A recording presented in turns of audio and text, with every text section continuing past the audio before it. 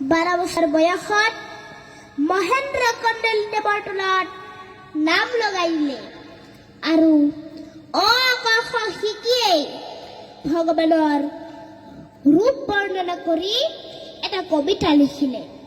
আপোনালোক প্ৰত্যেকে জানে, কৰতল কমল কমল দল নয়ন ভৱদৱ দহন গহন পান শয়ন অ নপৰ নপৰ পৰ সতৰাত গময় সভয় মভয় ভয় মম হৰহততয়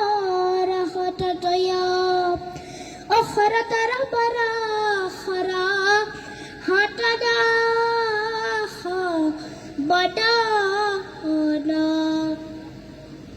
খগচৰ নগধৰ ফদধৰ শয়ন অজগদ ক্ষমপহৰ ভৱ ভয় তৰণ পৰপদ লয় কৰ কমল সদয়ন।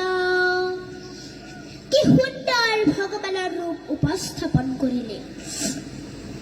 ইয়াৰ জৰিয়তে গুৰুজনাই আমাক বুজাই দিলে যে বিদ্যা শিক্ষাৰ লগত আমাক কিছু আধ্যাত্মিক শিক্ষাৰ প্ৰয়োজন, কিয়নো বিদ্যা দদাতি বিনয়ং বিনয়াজ্জতি পত্ৰম পত্ৰদাদনাৎ প্ৰাপ্নাতি দনাৎ ধৰ্ম তত সুখম।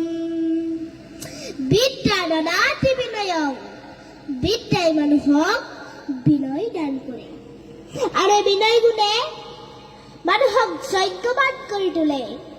ইয়াৰ পৰা ধন লাভ হয়, ধৰ্ম উপাৰ্জন কৰিব পাৰি আৰু মানুহ সুখী হয়। বাপসকল, আই মাতৃসকল, আমি সামাজিক মাধ্যমত দেখি আহিছো, টিভিত দেখো যে কেতবোৰ উচ্চ শিক্ষিত মানুহে বিনয় হোৱাটো দূৰৰে কথা, নিজৰ মাক দেউতাককেই চিনি নোপোৱা হয়।